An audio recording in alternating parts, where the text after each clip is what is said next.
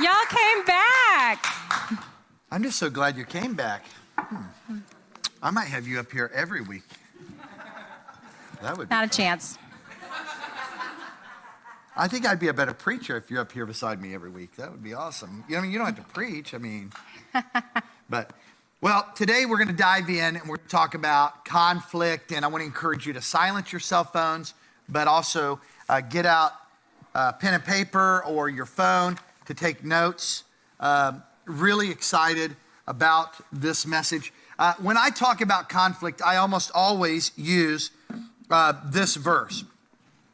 And I asked a question in my notes. We talked about this over breakfast this week. Why do we fight, little or big, in the first place? Okay, hold on, stop. You got to see this. She's Grammy and I'm Poppy, and we decided we're going to bring our Poppy and Grammy cups. You know what I'm saying? These are our favorite cups. You come to my house, you can drink out of any cup you want, but you ain't Poppy. You might be Poppy to someone else, but you ain't the Poppy. And our kids bought this for me for last Christmas, and, the best job I ever had is being a Grammy. So I'm glad that they know that apparently being a Grammy trumps being their mom. That's right. No. And a beautiful Grammy at that. Woo! So I got to get points because, if in this message I take points away, it's about deposits and withdrawals. You know what I'm saying? All right. So James chapter 4, verses 1 and following. Listen to what it says. It says, what causes fights and quarrels among you? Did anybody have a fight this morning before church, on the way to church? No, You guys are better than we were, because Today. we used to fight every Sunday morning. Yeah, we did. Then we stopped driving together. We just drove separate. Yeah, usually I'm out the door first. What causes fights and quarrels among you? Don't they come from the desires that battle within you? You ought to underline that. It comes from the battle of the desires that wage war in me. And then it says, you desire, but you do not have, so you kill. Now, hold on. You're like, whoa. Well, I haven't killed my spouse yet, but yet. Yet is the operative word. 1 John says that if you hate your brother, you've committed murder.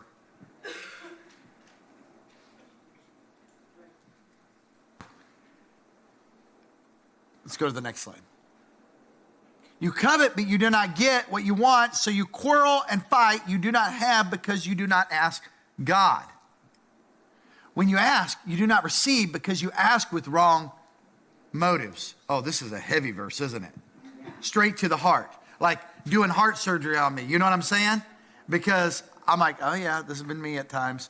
That you may spend what you get on your pleasures.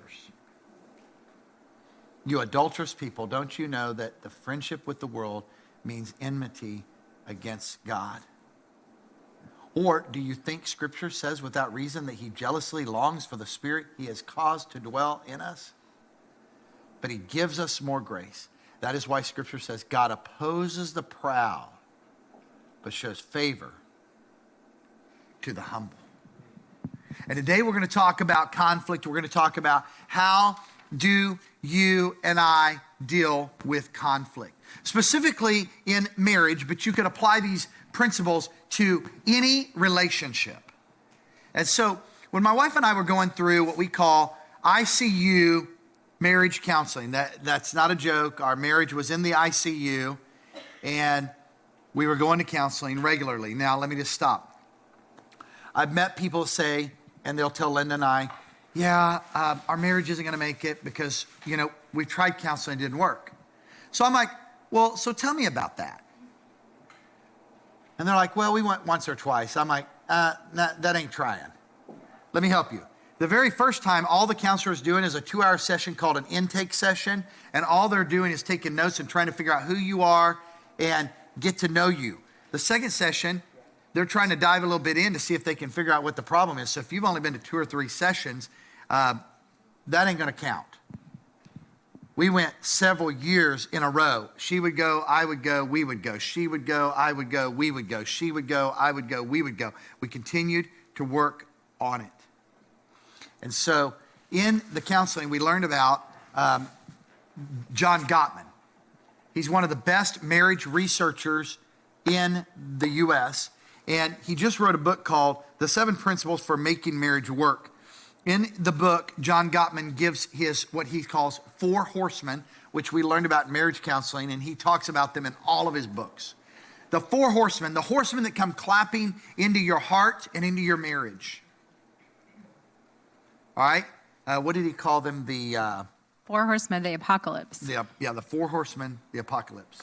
Meaning they're coming in to kill your marriage. So let's talk about them. What's number 1? First one is criticism. And you're always going to have complaints about your spouse, but there's a world of difference between criticism and complaint. And so I think it's easy to be constantly critical of what your spouse is doing.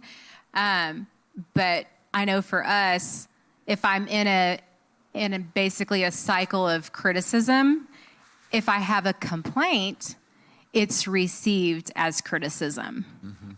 Yeah, because a complaint only addresses the specific action at which you think your spouse failed, or maybe they didn't meet up to your expectation. So you have a complaint. But a criticism is more global. Like a criticism, it adds on some negative words about your spouse's character or personality, and you start attacking your spouse. Does that make sense? It's like you start, it moves from complaint to criticism, and it's really, really, really important that you be careful. Proverbs has a lot to say about nagging people or a nagging wife, all right? And you could say a nagging husband. You start to nag all the time. And then when you have a real issue you need to address, it doesn't fall on the right ears because you're always coming after me about something. So criticism. Criticism can be lethal to a marriage. Number 2, the second horseman is contempt. And this is where sarcasm and cynicism, like types of contempt, so are name-calling, eye-rolling, sneering, mockery, and a hostile humor. And this began to display itself in our marriage because Linda became very sarcastic toward me, and I became sarcastic toward her or cynical. And I remember when we were in the counseling session, we didn't know about this at the time. And I remember coming in and basically telling the counselor, I have so much contempt toward him. And he reflected back and he goes, wow, contempt. He goes, interesting choice of words. He's like, that is a really strong word to use. And he's like, do you know what contempt means? He's like, it's like you disdain. And in my head, I'm thinking, yep, that's exactly what I mean. But I think he was thinking that I was using that more maybe in not the context, but in that moment, I was so angry with him that, and anger is not a primary emotion, it's a secondary emotion. It's usually a secondary emotion to hurt. And so I had been so hurt throughout the building of this anger and frustration and in our conflict that I did feel anger. And in my mind, I really could say, I just hate him. I hate him for what he's done to our marriage. I hate him that he's put us in this situation. And so it came out as contempt. yeah, so contempt is the second horseman. What's the third horseman? The third horseman is defensiveness. And there was a really simple little analogy that kind of reminded me that I do this. So Chris is notorious for losing his keys. I don't know. Is anybody else? I gave my keys to Ted this morning. Yep. So So, I mean, it is a constant conversation in the house. Have you seen my keys? And my initial reaction is, I don't have your keys. And it's usually with that little flip and probably like a, oh my gosh, how many times are we going to have this conversation? Look on my face. But he didn't ask me if I had his keys. He said, have you seen my keys? So I immediately jumped to, defensive mode. Like, I don't have your keys. And so I told a story earlier because he's so used to losing his keys. So we had new garage doors put on our shed, and the guy that came out installed the lock and everything, and he, as he's leaving, he brings the keys to Chris. Bad idea. As he's putting him in his hand, he says, "Don't lose these. There's only this one set here, and it's just a lot of times it's easier to just go ahead and replace the lock instead of rekeying it if you were to lose them." So we go downstairs, we're watching TV, it's cold outside, he's got sweatpants on, and so we're watching TV, and he gets up to go upstairs, and he needed to go get in the shed. I think Caden maybe came home and said, I need to get in the shed for something, and he's like, "Oh, well, it's locked, let me get the key." And then, of course, it was have you seen the keys? Do you have the keys? I gave you the keys, right? No, you didn't. And so, long story short, couldn't find the keys, had to call the guy back and say, "Yeah, we lost those keys within 3 hours. Don't know where they were." I mean, I knew they had to be in the house somewhere, but... And I do believe it caused a little bit of a rip between us because I'm like, dude, he said, don't lose the keys. And it took you 3 hours and you've already lost the keys. So anyway, funny. So about a month later, I'm cleaning, I'm moving the recliner, vacuuming. Lo and behold, I move the recliner and it jars keys They dropped out of loose, my joggers. just perfect. And I'm looking at them like, I've never seen these keys before. What keys are these? And then I'm like, it's them darn garage door keys that She goes, he "Look what I lost." And found. I'm like, "Oh, where'd you these find look those familiar? at?" So of course by then we'd already paid for a new lock. So yeah.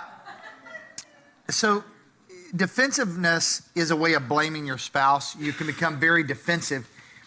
And you've got to be careful about this slipping up on you. Here in a couple weeks, Linda and I, we sat down for breakfast on Friday morning and we redid some of kind of where we were headed. Here in a couple weeks, the last week, we're going to talk about what do you do if you feel like there's no hope for your marriage. We're going to talk about what's called the negative sentiment lens. Sentiment means emotional. The negative emotional lens. And all I can tell you is that over time, you don't know it's coming. You don't see it coming. Over time, your lenses, the way you see your spouse, and you even do this with other people in your life, it becomes negative. And one of the ways that starts is defensiveness.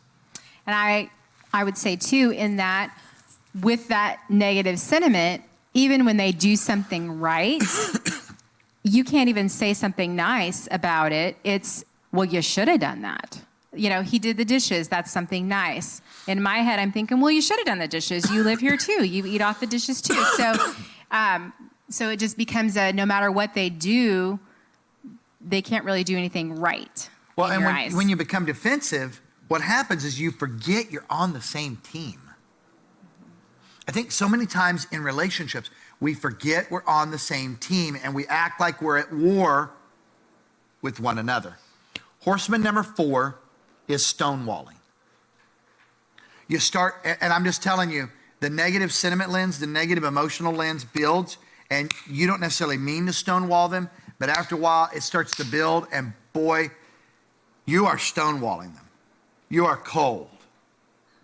There's nothing that can get through. They could cry, they could do whatever they wanted to do, nothing's going to get through. And I think for me, because I did that just really in the thralls of where we were really having a lot of marriage struggle, and I really didn't think it was going to work. But I think it's almost like a self-preservation mode that kicks in because you're hurting so bad that you don't want to be hurt anymore. And so the easiest way to avoid that is to put that wall up and just shut off your emotion and disconnect from your spouse. And so with that, and I kind of touched on it last week, I am a person who I give a lot of grace. I take it and I take it and I take it, and I allow you to basically kind of run over me until I've had enough. And then once I've hit that point, you flipped my switch. I won't say that it's impossible to come back from that, but it's really, really, really, really hard. And I know for me, I had gotten to that point where he'd flipped my switch. Like I was done. Yeah. And so those are the four horsemen. And if you have those present in a relationship, it's going to be hard to move forward. You've got to deal with the four horsemen, which are criticism, contempt, defensiveness, and stonewalling. So what we want to do is for the rest of the time together, Lynn and I, we looked at our toolboxes that we have in relationships and marriage, and we just started listing out over breakfast, just 8 or 10, I think there's 9, just 9 tools that we think will be really, really helpful, okay? Some of these maybe you've heard of, some of them maybe you've never thought of, okay? So rules of engagement, here's what we're calling it, rules of engagement for fighting fair. You ready? Yeah. You ready? Yeah. All right, that's what I like to hear, a little bit of excitement. All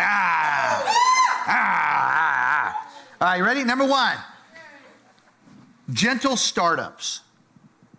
One of the books that I recommend for all of our leadership to read and people that are in volunteer key roles around this church is called Peacemaking by Ken Sande. His last name is spelled S as in Sam, A-N-D-E. Ken Sande, Peacemaking or Peacemaker. It's a great book because it will give you language and teach you how to deal with conflict, because most of us don't know how to deal with it. And one of the things that Ken says is that whenever you're going to go and deal with conflict with somebody, you've got to set the table. All right? John Gottman says you got to have a gentle startup. All right?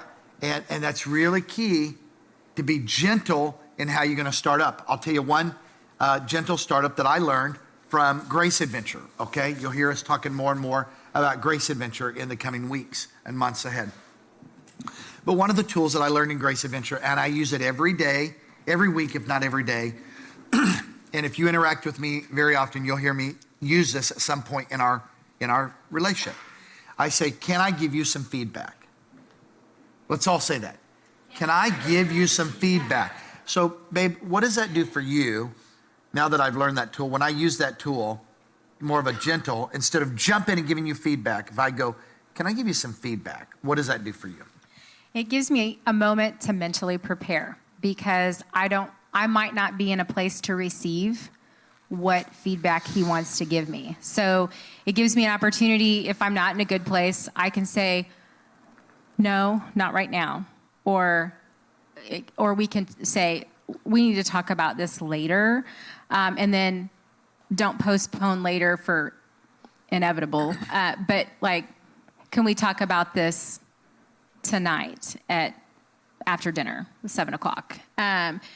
So it gives me a time to mentally prepare. It gives me a time to know that there's something constructive coming in my direction, so I can mentally prepare for not being defensive, not being critical, and kind of just ready to receive it. Yeah. So that's the first rule of engagement. And now, not all of these are in order, but that is number 1. We want that to be number 1. We want you to go into conflict with a gentle startup, okay? Not into, hey, let me tell you why you always, and you, because that's not going to serve you well. It's never served me well. And now you can see how these principles could be into coworker relationships, employee-employer relationships, or marriage, or teams, or whatever. What's number 2? Number 2 is avoiding personal attacks. Often our defensive responses, many times they come from more of a deeply rooted issue, or maybe it's just circumstantial. I know for Chris and I, we came from different backgrounds. So I came from a mom and dad family that I never experienced divorce. My parents were married the entire time. Chris, on the other hand, came through 7 divorces, or 8 divorces. It'll be 7. 7 because the last one died. Deceased. But multiple there. And so there was a lot of baggage that he had that was a result of that. And so a lot of times those deeply rooted issues would affect us in conflict or in other times because of just personal experience that he had. Or sometimes it's just you've had a really bad day, and the last thing you want to do is, when you come home is the safe place. You don't want to get into a conflict when you've had a really bad day. And let's just put that up there on the screen. Our defensive responses many times can come from more deeply rooted issues or just circumstantial. Here's what I'll say. I'll say that most of the time they come from our deeply rooted issues and not circumstances.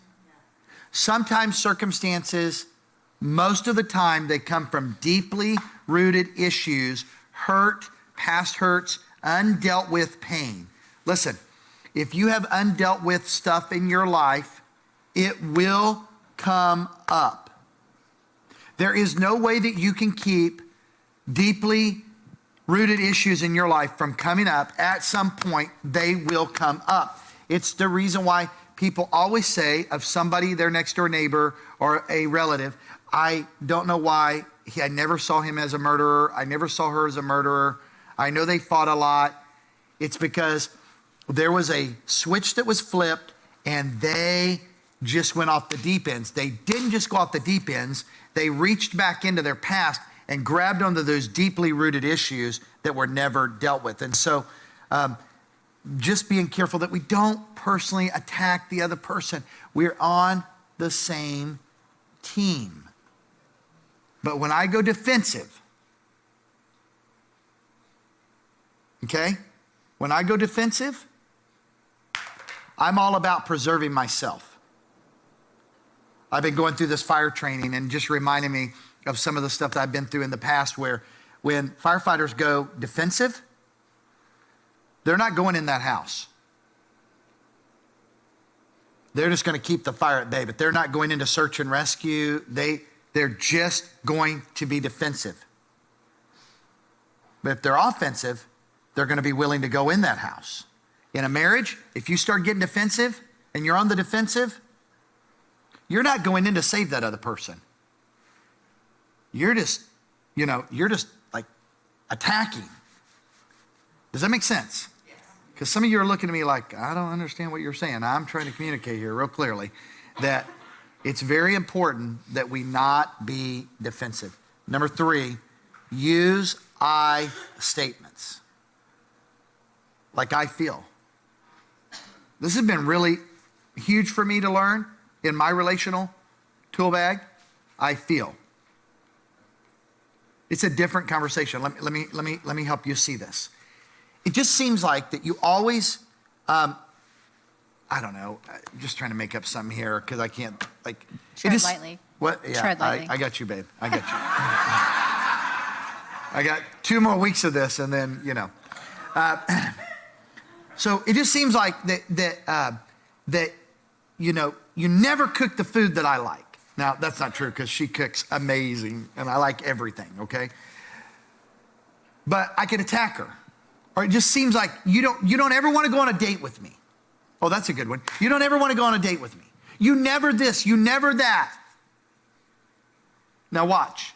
If I need to have that conversation with her, hey, can I give you some input? Sure. I feel like that you don't like to go on dates with me anymore. Do you guys see how that feels differently? Yes? Yes. I'm a communicator, so I like to make sure. Yeah. It feels different, right? Like I'm just telling you how I feel. I feel like you don't want to go on dates with him anymore, and then it gives her a chance to respond. Instead of, you always or you never want to go on dates with me anymore. Be careful about using language that is like you never or you always, unless you want to destroy the relationship. If you want to destroy the relationship, use you always and you never. Because those are not true. They're not true. But they will kill your marriage. And they will kill the relationship. So in that statement, if he were to say that to me, one of the things that we learned in counseling is that, so if he says, I feel like that you never want to go on dates with me, well, in my head, I'm thinking, no, that's not the case. It's just we're really busy and we've got this going on and that going on. So I may not agree with whatever statement that he has that he's offering me feedback on. So remembering that perception is reality. So it doesn't have to be that I agree with it, and it doesn't have to be that the statement is true or not true, but he feels like I don't want to go on a date with him. So I have to remind myself that whatever his perception of reality is what he's told himself. And so I have to then think, okay, I don't really feel like that's the truth, but he believes that I don't want to go on a date with him. So I need to adjust what I am, like the feedback that I'm giving him or whatever in that situation to reflect that, okay, well then if that's the vibe that I'm putting off, maybe I need to change my vibe a little bit so then he doesn't feel that way. You enter into that person's reality. Negative sentiment, again, we're going to talk about this because it was a big tool for us. The negative sentiment lens will cause you to not enter into that person's reality. And if you cannot enter into that person's reality, you're not going to be able to effectively communicate with them because they're not going to feel heard. All right? Number 4. Number 4, sticking to one issue at a time. To me, this is kind of like when I decide that I'm gonna do a little spring cleaning and I'm just gonna clean one closet. It never ends well with just one closet. It's always, well, I need to put this in this closet because it makes more sense to put it there. And then I go to that closet and I'm like, oh, this is a mess. I need to clean this one out. So the next thing I know, my entire second floor is now involved in one closet clean out. To me, it's kind of the same with sticking to one issue because you start arguing about one thing, and then the next thing you know, it's opened a can for another topic that's somewhat related. And then by the time you get to the end of your conflict time, you're not even talking about what started the conflict. Now you're on something completely different. Well, and honestly, you can't even remember what you were talking about. Yeah, you don't even remember where it started. Like, I see this in marriage counseling. I do not do marriage counseling. I will do an intake session where I will sit down with a couple or someone and just hear them out and then try to direct them to the right counselor. Let me just say this. When it comes to counseling and pastoral counseling, I think there are some things that can be helped with pastoral counseling. I think many marriage issues need deeper counseling than pastoral counseling. They need somebody that is skilled. So it'd be like if I'm a phlebotomist, somebody that draws blood, but I said, hey, I'll do that surgery on your heart. It's no big deal. I've been in the room and drawn blood. No, seriously. I mean, I've been in the operating room. I've drawn blood. I've stood by the window and watched them. And so are you okay with me doing heart surgery on you? Are you okay with that? You'd be like, no, absolutely not. Why? Because I'm not skilled. It was a big difference when Linda and I had a skilled counselor that stepped in. And listen, I see this all the time. They start off with one issue, and then you draw all these dots. And none of them are related. Some of them might be, but most of them, it's like, what is going on here? So stick to one issue at a time. Here's the way we've learned to do it. If we have a serious issue, most time it'll be Linda, or me. We'll say, most time it's Linda. Sometimes it'll be me. We'll say, hey, can we schedule a time during this block of time where we can discuss this? And then we're only going to go in and discuss that. And when we're done discussing that, or if we have to put it on hold and have a couple more meetings together, then we resolve it and then we can move on. It'll make a world of difference in your conflict resolution. All right? Number 5 is keeping your emotions in check. So Proverbs 19:11 says, good sense makes one slow to anger, and it is his glory to overlook an offense. So in other words, how many want to have good sense? Every one of you ought to have your hand up. I want to have good sense. All right? Good sense makes one slow to anger, and it is to his glory to overlook an offense. Let me say this. There are times, more than not, that you need to overlook the offenses of your spouse. They were not intentional, And if you try to deal with everything, even me, like I'm pretty easy come, easy go. I'm pretty high intensity, mission driven, but like I'll be chill with you. But if every minute you come to me with something, every minute, every day you got a problem. I dealt with that early on as a young pastor. I mean, we had people come to church and they had problems with the church all the time. The music's too loud. It's too dark. It's too bright. And I felt like I could never win. You've got to just realize, hey, sometimes to overlook an offense and to keep my emotions in check. Do you know how hard that is? Yes. Let's just all agree that many times we get emotionally worked up.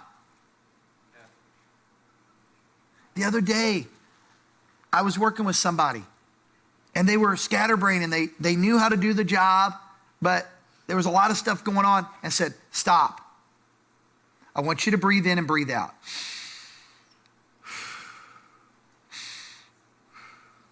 Now I want you to set everything back the way it was and start over. You know the steps. You've done it before. You're just not thinking. That's what happens. Your amygdala starts to fire and you feel like it's fight or flight. And I've got to keep my emotions in check. Many times when I get hysterical, I end up going historical. And this is where couples don't deal with one issue at a time. And then they're like, well, I remember on October the 1st of 2020 when we were in the middle of COVID that you, and then oh yeah, well I remember in 2020, September the 30th. And then it's funny when somebody says, well, I remember on October the 20th of September the 35th. And you're like, wait a minute. There's not 35 days in the month.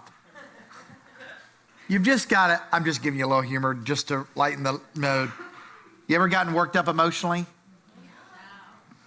I think it's really something to say too, that when you do go historical, sometimes we bring things out of the archive that have already been resolved. And we bring it back, and we had already worked through forgiveness, and we had restored our relationship over that particular conflict. But it seemed like a good time or a good idea at the time to bring it up, and that it was applicable in that moment of conflict to bring that back up. So I think I would say from my own is, did I really forgive? Did I really move past that? Because if I'm bringing that back up as ammunition again to use in the argument, then I don't know that I truly worked through that with my spouse. I'm still holding on to a piece of that. Yeah. Most time when I reach back into historical, I'm grasping and trying to find something to help me with defending myself. I'm trying to find a shield to defend myself. But when I realize we're on the same team, do I need to defend myself? Let me ask you one more time. No. When I realize we're on the same team, I don't need to defend myself. I don't need a shield.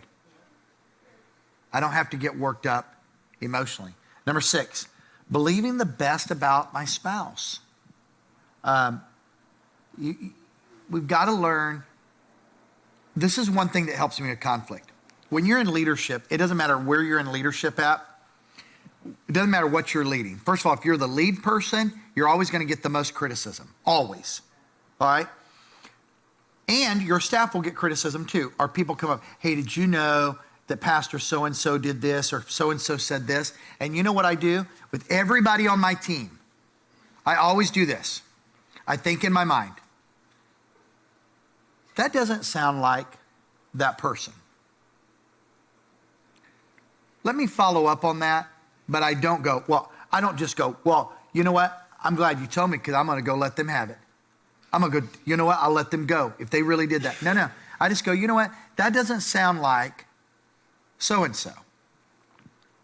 And then I'll go, gentle startup. Hey, it came to me by way of a conversation.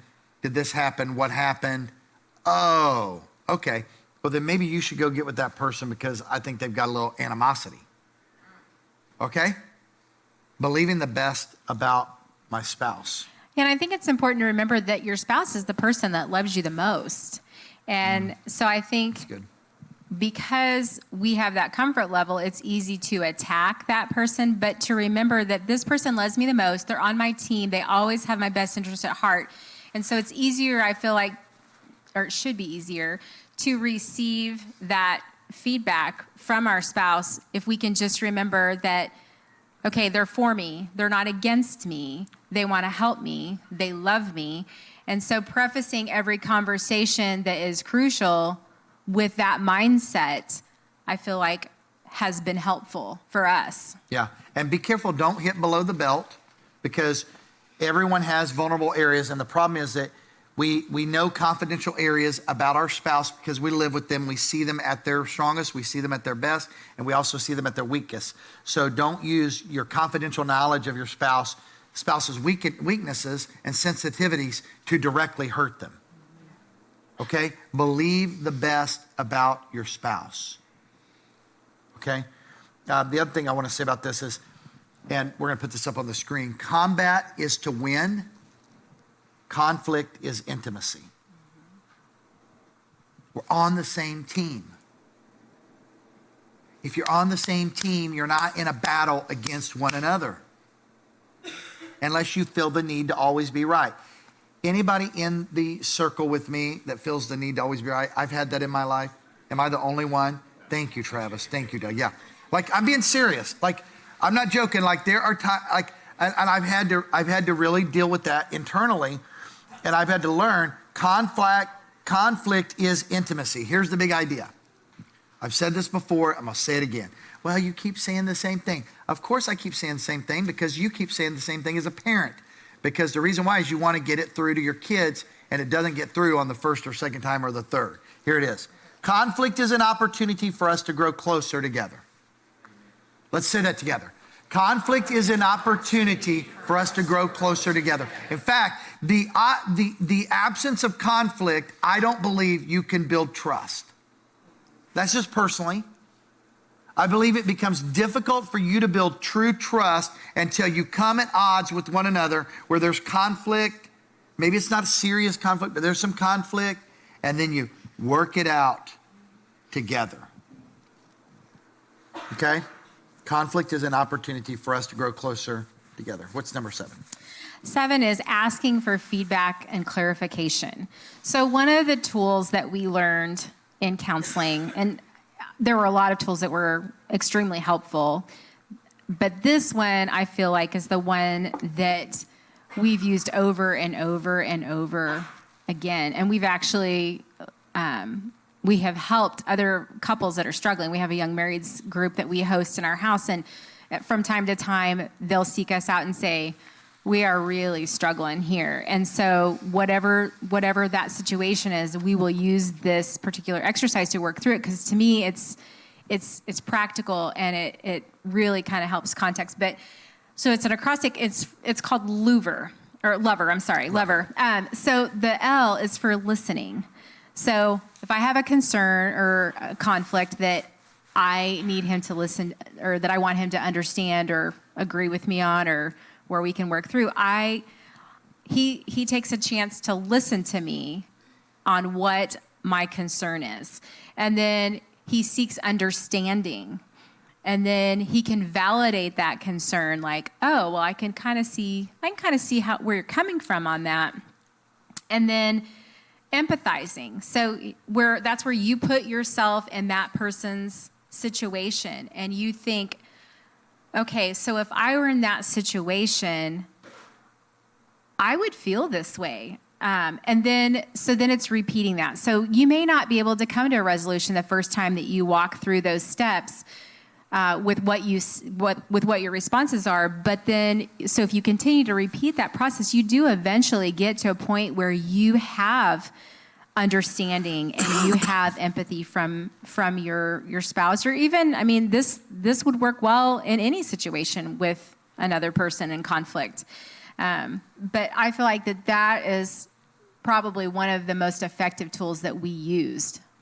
It was difficult for me to learn how to use this tool. I remember trying it in the counselor's office and failing, and he would roll his chair up to me, his stool.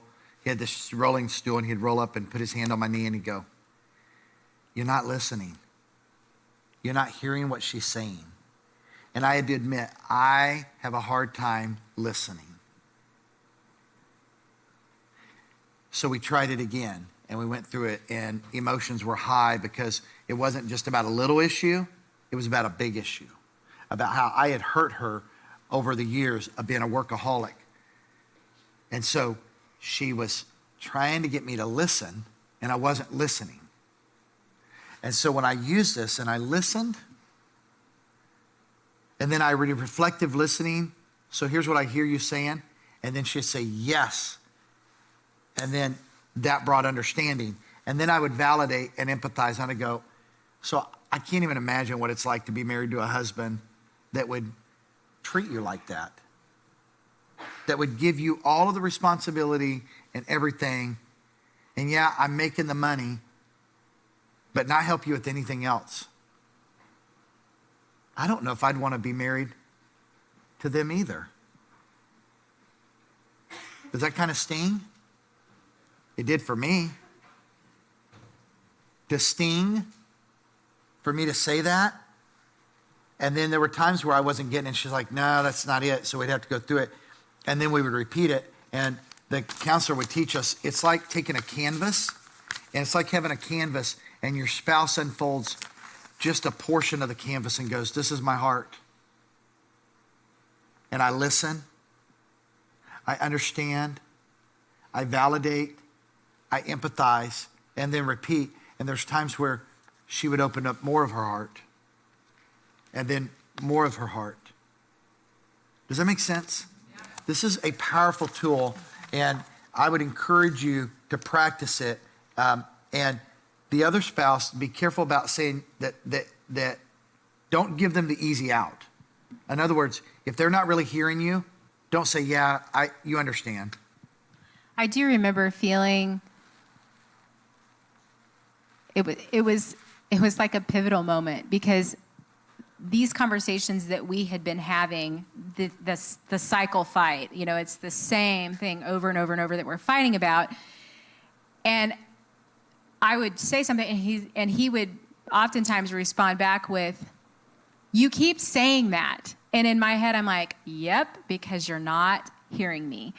And he would think that he would understand it. So I remember it was almost that rewarding moment when the counselor, who is the one that knows and has the answers, is like, you're not listening. And in my head, I'm like, yes.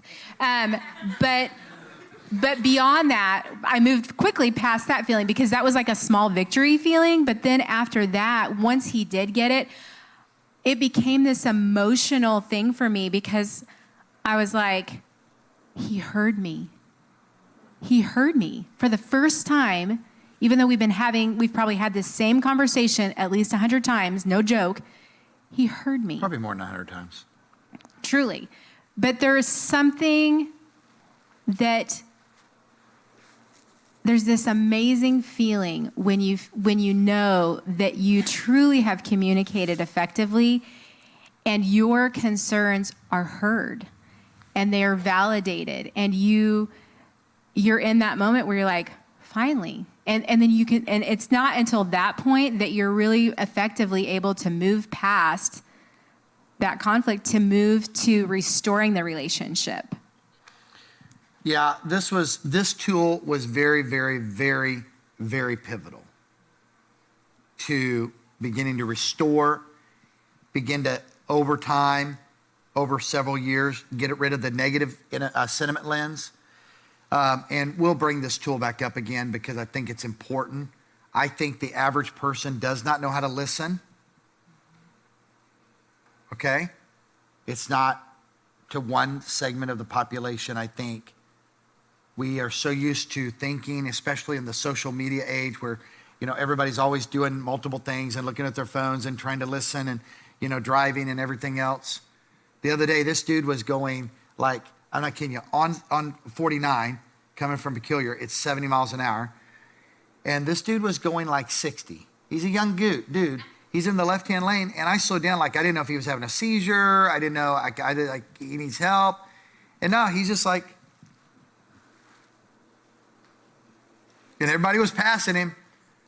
7:30 in the morning. He's just like, and looking down. Thankfully, he could keep that thing straight. He was so multi-focused and multitasking. Number 8, keep your fights to yourself. Don't involve extended family and kids. And here's why. And let me say this. Don't do it. Most family and friends will side with you. You need to find people, Linda and I say, you need to find people in your life that are not pro-Chris or pro-Linda, that are pro-marriage. Now, if you happen to be blessed with family like that, which is a very, very, very, very, very, very, very unusual situation, then you're blessed with that. But what I find is many times the wife or the husband goes to the mom and dad, and the mom and dad's like, well, I just can't believe that he would treat you like that, or she would treat you like that. You know what? You want to move in with us? Have you thought about hiring a lawyer? I mean, we'll help you. Here's a couple $1,000. Anybody ever heard of somebody like that happening too? All right, God bless you. I see those hands that aren't coming up. So just be careful to keep your fights to yourself. Let me also say this. We got into this. We hadn't planned on it in the first worship experience. Be careful that you're not lovering with a coworker or somebody that's not your spouse. You go to them and go, hey, how's your weekend going? It's crummy. What's going on? Well, she's just being that nagging wife again. Man, I've got one of those too. My husband's like that. Oh, really? What's going on there? And what happens is you start listening to them. And then they're like, oh, wow, he understands. And you're like, yeah, I can only imagine what it must be like to have a husband like that. And maybe you just put your hand on their shoulder and go, I'm so sorry that you're having to deal with that. And then pretty soon it's like, hey, you want to go get a taco? It's Tuesday nights. We could work late and just grab a taco. It won't hurt. No big deal. And then all of a sudden. To talk about our marriages. Mm-hmm. And then all of a sudden, I promise you, and then this is what people do. It's like dealing with alcoholics. When I deal with an alcoholic, and I'm like, are you an alcoholic? No, I'm not an alcoholic. I just like it, but I could stop any day. All right? Well, why don't you stop today? Well, no, I don't really want to do today. It's like an alcoholic. It's like, no, there's nothing between us. We're just friends. We're just listening to one another. I'm just telling you, 100% of the time, it goes down, it will take you down a road you never wanted to go. It'll keep you longer than you wanted to stay, and it'll cost you more than you wanted to pay. And the thing with levering is it's building intimacy, because the goal is to allow your conflict to bring you closer together. So if you do that with a coworker or a friend of the opposite sex, you're building intimacy between the two of you. Yeah, that's a good point. What's number 9? 9 is focusing on what's in your circle of responsibility and implementing that. So I learned a long time ago, I can't fix Chris. I can only fix myself. And so when I stopped trying to fix him and I started working on myself, that's the part where I realized that I was more than 1% of the problem. Then things start to change. Yeah, and one of the things I've said before is as long as you blame others for your unhappiness, you will always be unhappy. In fact, every time you blame someone, you end up handing them your happiness and saying, here, make me happy. You draw a circle of responsibility. Chuck Lynch, one of my counselors from a long time ago, who's a dear friend of mine, and he runs Living Foundation Ministries over in Blue Springs. He says, he teaches about the circle of responsibility, and he goes, you find out what's in your circle of responsibility, and you focus on your circle. You know what happened? When I started focusing on Chris and stopped worrying about Linda changing, was Linda going to counseling? Was Linda not going to counseling? Was she getting anything out of counseling? Was she not? What books are she reading? What podcasts are she reading? I just said, I'm going to work on Chris. I said it last week. I'll say it again, because I realized if we end up in a divorce, I still am around, and I need to work on me, because I can only change me. Everybody point at yourself and say it with me. I can only change me. That's a great freedom. And the circle of responsibility. And here's what's crazy. You know what part, here's a question I asked in a marriage series before. You know what part of the problem is here? I'm not getting what I want. In fact, let's say that with a little bit of attitude. You ready? You know what part of the problem is here? I'm not getting what I want. Why do you fight and quarrel among you? Because you're not getting what you want. If you own a slice, Andy Stanley says you have to be nice. I love that. Let's give the big idea again. Conflict is an opportunity for us to grow closer together. There's an interesting stat. Do you want to read that stat? Yeah, it was kind of eye-opening. So it says 70% of relationship issues will never be solved, but have to be managed. And that's put out by the Gottman Institute. And we do have just a couple of topics that is just, it's a revolving conflict for us. So we had to just, you realize that most conflicts can be resolved, but there are a few conflicts that just have to be managed. Because you're never going to fully see eye to eye. You're never going to be able to agree to disagree. They're always going to continue to pop up. And so we came across, it's an acrostic called CORE. And so I thought it was applicable because those issues that continue to revolve in your marriage, they're kind of at the core of where your conflict is. So CORE meaning, 1, cooperation, ownership, respect, and empathy. So when you're working through those hard to manage conflicts, we have to work together. We have to cooperate together, and we have to own the pieces of that we own individually, and then be respectful to one another, respect each other's opinions in that, and then also just empathize. And then I think with us, with those revolving conversations and conflicts, the issue with those two is we have to just remember that sometimes there's new content that comes to those topics, and we might be able to resolve that piece of it, but we may not be able to resolve the whole topic, but this piece of it we could resolve. Yeah, and I think this is really important to realize. There are some topics in any organization, not just marriage, churches, businesses, it doesn't matter. There's always some topics that are going to be tensions you have to manage. Everybody say that. Tensions you have to manage. Let me tell you the number one tension that every couple is going to have to manage, and you're never going to resolve it, is sex. You will never resolve that one. It is something you have to manage, grow into, have conversations about, and learn each other and learn about each other. You're never going to have one last conversation and we're never going to have to deal with this again. It's not going to happen. So be cautious. Be cautious. I want to talk about reconciliation. Did you have anything else before you? I did not. All right, let's give Linda a hand. Thank you,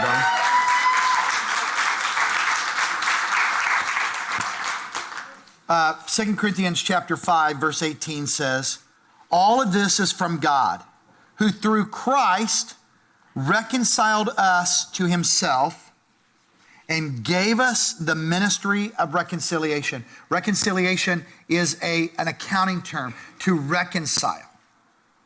That is, verse 19, in Christ, God was reconciling the world to himself, not counting their trespasses or sins against them, and entrusting to us the message of reconciliation.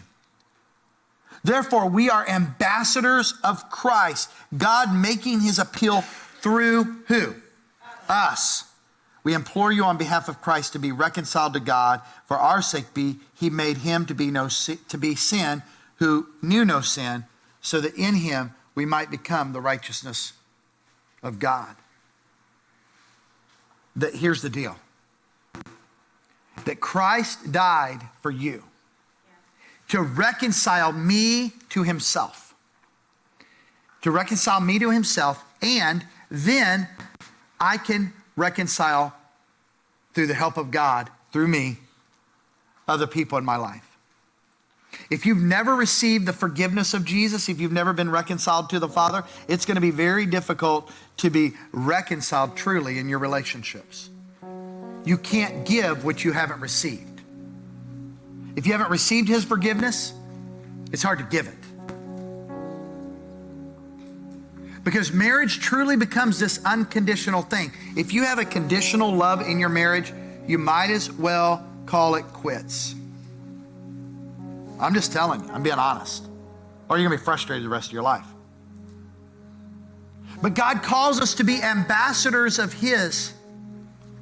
That yeah, you're going to fight because of the conflict and the war that is inside of you. But He says, when you experience my forgiveness and you become ambassadors of reconciliation, now I can go to Linda and I can be reconciled to her. See, the problem is that all of us are carrying guns. And it's like the husband and wife. I go, no, you put your gun down. And she says, no, you put your gun down. And I'm like, no, I'm going to shoot you if you don't put your gun down. No, you put your gun down. I said, put your gun down first. I'm a better shot than you. Yeah, you're right, but I'm still going to try. You put your gun down. No, you put your gun down. And it takes saying, you know what? Watch this. Don't shoot. I'm going to lay my gun down. Don't shoot.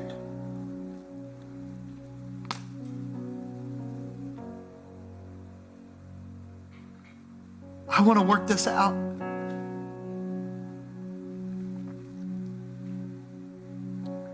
Her gun's still pointing at me. I'm vulnerable. Don't shoot. I have no more weapons on me. I want to be reconciled to you. Don't shoot.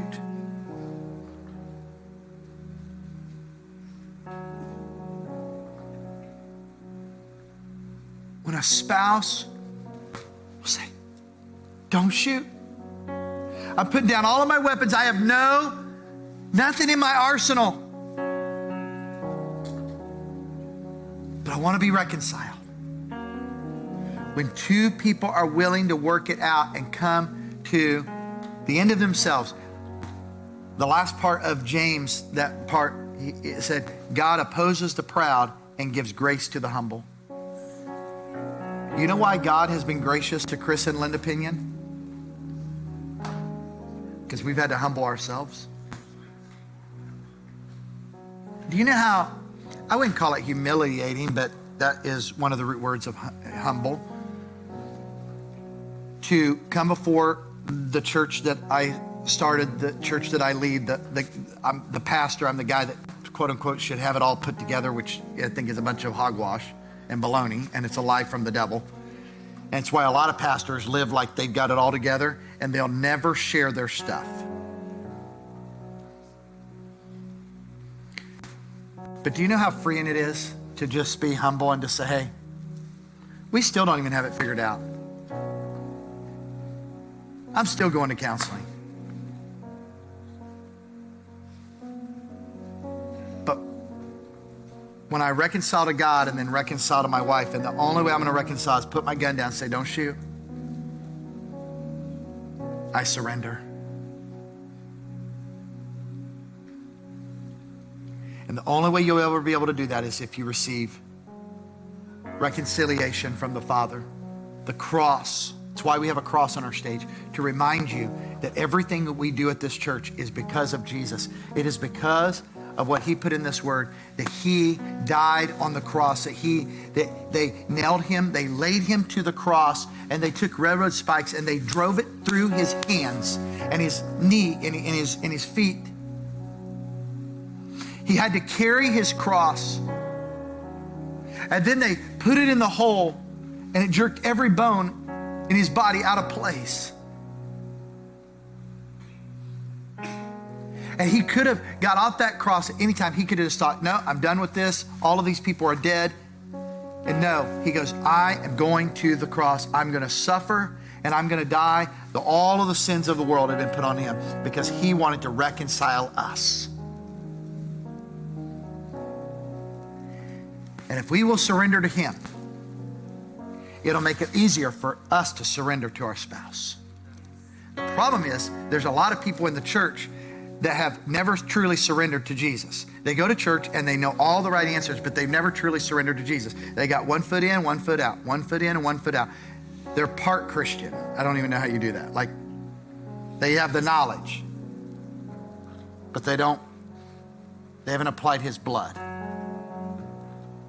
his forgiveness. Just, I got knowledge. That's what Jesus does. That's kind of cool. And it works for me because I let people know what I know and I look really cool. But when it comes to my practical life, I'm in trouble because I've never even received it. Maybe today's your day. Will you bow your head just to keep distractions around you? With your heads bowed and your eyes closed, those that are watching online, I would just encourage you, just bow your head right there. No distractions. And you would just say, today, if you're ready to surrender to Jesus, you would say, Jesus, today, I want to be reconciled to you. I receive what you did on the cross over 2,000 years ago. I receive your blood. I acknowledge the fact that you died and rose again on the third day, and you are alive and well. Make me one of your children today.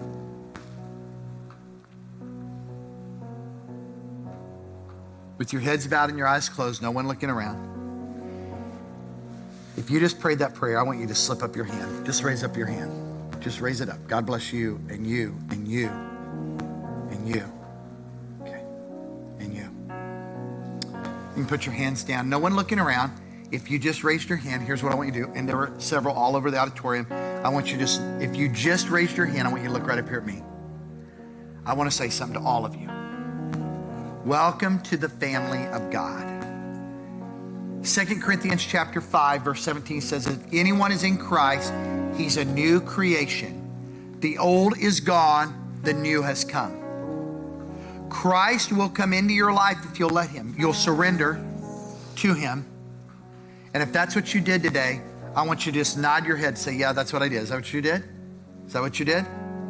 Is that what you did? Okay, is that what you did? That's awesome. After the service, I'm going to be right down here in the front, and I want you to come down. And I want to meet you, and I want to get you a Bible, something that can help you begin to grow in your walk with Jesus. I want to talk to you. I'm not going to point you out and embarrass you. It's not my point. It's not what we do around here. But I want to help you get started. Okay? You understand? Shake your hand, your head. Okay, got you. Okay, put your heads down. Lord, we love you. Thank you for today. Thank you for these in this service and the others in the last worship experience that were reconciled to you. We rejoice.